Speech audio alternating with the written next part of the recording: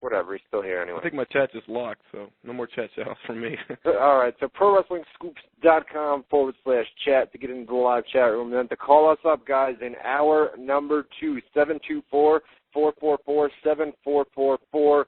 Call ID number 30273, followed by the pound key. You guys that are guests, we're not going to shout you out until you go register at TalkShoe.com. We'll get you next week.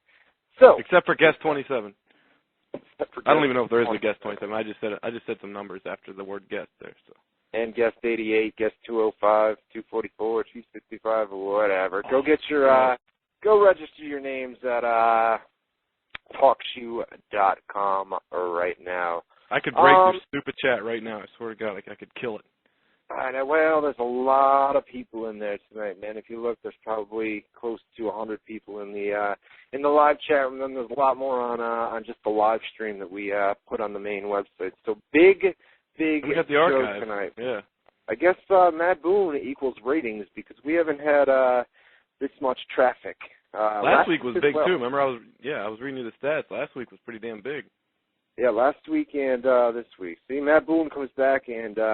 Those are my first 2 official weeks on the job. Yeah, I wonder do I get credit for that, like Hulk Hogan, or? Well, you're not going to get a paycheck. You're not going to get any sort of paycheck or anything like that. Of course not. No. But all right, back I wouldn't to think of it. two more things, dude, before we move into UFC 101. Like we said, Raw scored a 3.6 rating, and last week you asked me, TNA had their 200th TNA Impact episode, and you asked me if I thought they were going to set a new record, and I told you I thought a 1.3, maybe a 1.4, and I thought they were going to get that 1.4. Yeah, they didn't get it. You know, I was almost there with you, buddy. Did you check the overall viewers? Because maybe it is an all-time rating record. We just don't know it. 'Cause I don't know what the overall. I'll have to go into Nielsen and check out the ratings data from last week, but I know it was a 1 point. Didn't get that 1.4. Would have been interesting to know if it was like a 1.34 or something like that, or 1.4. What am I looking for? 1.4 rounded up, 1.45, 1.5. I don't know. I wasn't paying attention. Now I just hear you saying a bunch of numbers, so I don't know. I'm just ranting and raving myself. I knew you weren't paying attention either. Why would I be? Come on. I know. It's Ryan Clark and Matt Boone. Matt Boone pays attention to Ryan Clark now. I pay attention when I feel like it. Yeah. All right, so, yeah, that's WWE Raw and TNA Impact ratings from last week and last night. Now, let's mix it up a little bit, and we'll get back to wrestling here in just a minute. We have UFC. Actually, what do you want to talk about first? UFC 101 or the Fedor UFC Strikeforce situation? Fedor seems to be the hot topic in the chat. That's what a lot of the people that came from MMAnews.com want to hear to talk about. And if you guys want to call in about that, Ryan will read the number another 8 times before the show's over. So just call us up. It's a big story right now. I want to talk about first the press conferences. Last week, Wednesday, Fedor had his press conference, and Friday, UFC had one scheduled. So a lot of people assumed the UFC's press conference on Friday was to announce the signing of Fedor, and at one point it was. I mean, they had the deal, they thought, but there was one major sticking point, which was the co-promotion, which you've read about, where M1 Global, who represents Fedor, Fedor's got, I think he got 50% stake in the company. I'm not sure. I know he's more involved in just being the guy that they manage, you know. So M1 Global wants to co-promote any event that Fedor fights for. If you don't let him co-promote, you don't get Fedor. What this means is, if UFC would have signed Fedor and agreed to co-promotion, that means it would be, I don't know if you remember Elite XC Strikeforce, they would co-promote on Showtime a lot. It would be like Elite XC / Strikeforce, you know, Battle, whatever the hell the name of the fight it was. And it would be co-promoted by both of them. It wasn't like this is Elite XC show, this is Strikeforce show. It's both of them. So they really thought that to get Fedor, UFC would agree to be like, UFC / M1 Global 101. Instead of UFC 101. And then they get 50% of all the profits, too, the pay-per-view profits, the live gate, merchandise, all that crap. And they still wanted him to get like $5 million a fight. It was an insane deal. They offered him more money than anybody in UFC has even thought of seeing in their lifetime. $5 million a fight, that's a lot of damn money in MMA. I mean, this isn't boxing where you got guys making $20 million and stuff. This is you're lucky to get $1 million, $2 million if you're a very top star in the UFC. So, I mean, that's a big, big jump, and they turned it down. Let me just say this with M1 and UFC. I mean, obviously, UFC would be absolutely out of their minds. I mean, who's bigger, UFC or M1? UFC would be giving M1 way more than what M1 would be able to offer them. That's to start. All M1 has to offer them is Fedor. That's it. No, there's no arguing that. That's all they have. And M1 obviously isn't as big as UFC. They never even had a show. Their plan was to be. It was before Affliction. The M1 Global. They signed Mighty Cox, who's the manager of a lot of the Militech guys back when Militech camp was on top. Guys like Tim Sylvia, Ben Rothwell, etc. So they thought they got him. They got Fedor. They're going to be a player. Then they realized that you can't really market Fedor in this country unless you're in the UFC or you get like a Randy Couture, what they were trying to do for a long time, or if now would be Brock Lesnar would be the guy, because I don't think people would care as much about Couture Fedor as they would have, this time last year. Right. So M1 Global's offering nothing but Fedor. And also keep this in mind: who is Fedor to non-UFC fans? Yeah, I mean nobody knows who Fedor is.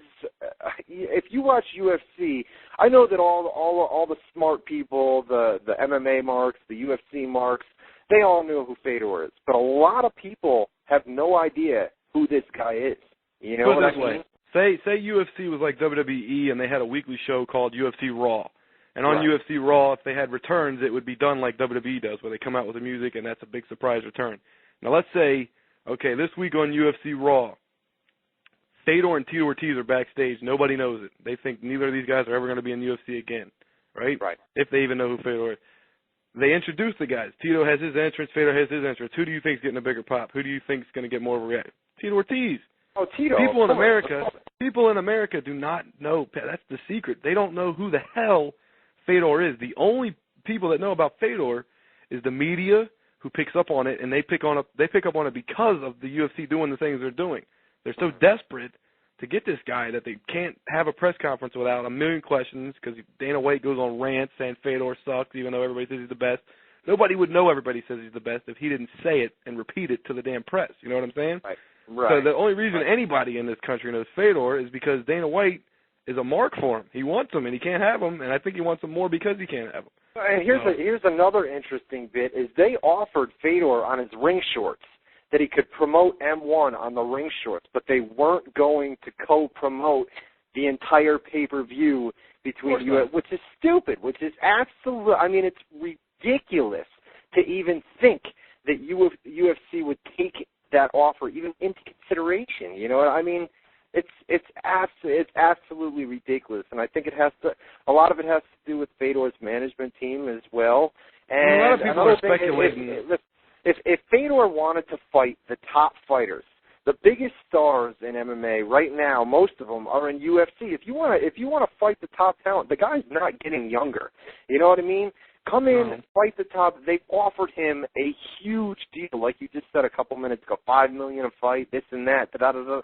But co-promotion, come on, that's demanding. I mean, let me ask you this, because I've been hearing that exact phrase you just said a lot, and it makes me want to puke every time I hear it.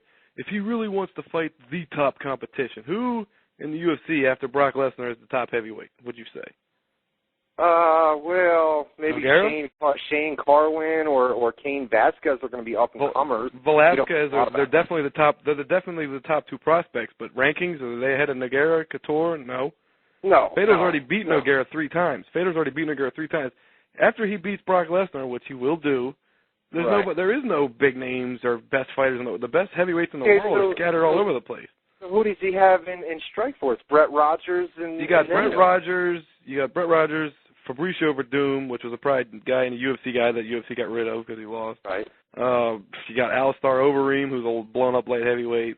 True. You don't have a lot of guys, but you don't have a lot of guys in UFC either. So it's not like he's avoiding the best guy, because that's the argument I was going to bring up. The other main argument, a lot of people think M1 Global is scared that if you go in the UFC, because they've made it clear they don't want Fedor fighting with elbows, first of all. What about exposure? As far as exposure is, I mean, that 1.72 that you just saw for buy rates for UFC 100, if they did Lesnar versus Fedor, come on, man. Come on, $2 million?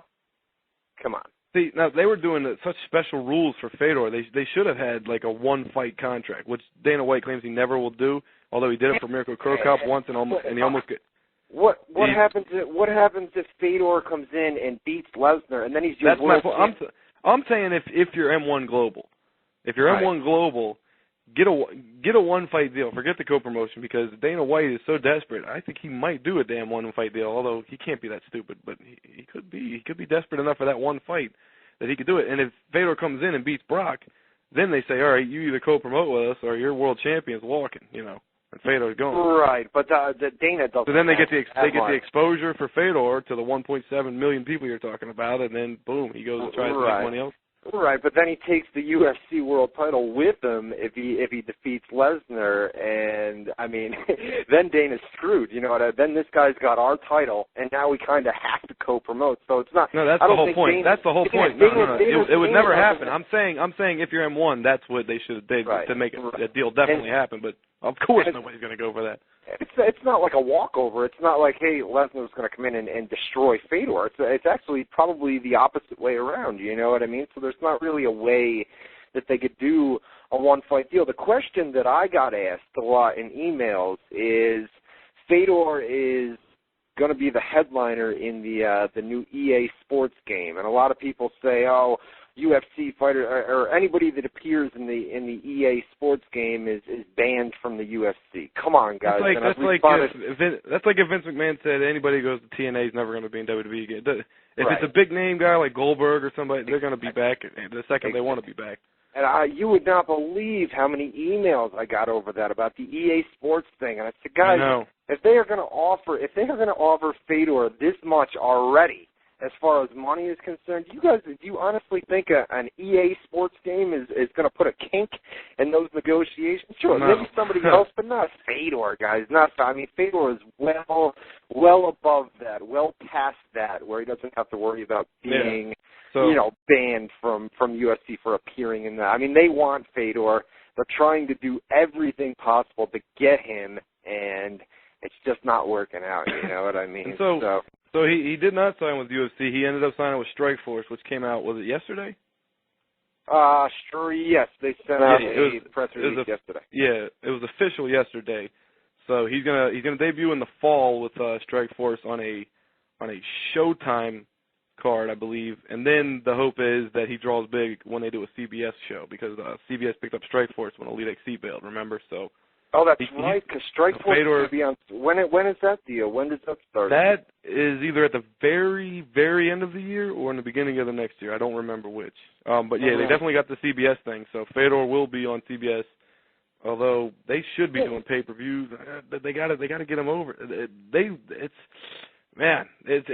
an expensive price tag for somebody like Fedor, and he's not a draw. He's the best fighter in the world, yes, but you don't. It's not boxing. You don't pay the damn guy $1 trillion just because he's the best. If he's not going to draw you a pay-per-view buy rate or a TV rating, that's where UFC and MMA is way more like WWE and pro wrestling than boxing. Let me ask you this: Fedor and Strikeforce, and we didn't get to talk about this last week either, but with the Barnett failure, Affliction is out of business, done, no more, just completely folded. And those we covered that. We covered that last week. No, I think it broke. Yeah. They became a sponsor. They became a sponsor for the UFC. Ask the chat. I'm positive we talked about that last week. I don't know. I think that because last week we were speculating that Fedor was going to UFC because we knew Affliction was done. And remember? Oh, you're right. You're right. But I mean, what about Strikeforce? I mean, is this the company that has? I mean, Affliction had Donald Trump, with money that was backing them. What about Strikeforce? I mean, I know they're gonna go to CBS. They're gonna debut, but I mean, is this another Affliction? Is this another Elite XC where they're gonna spend all this money and then we're right back to where we began?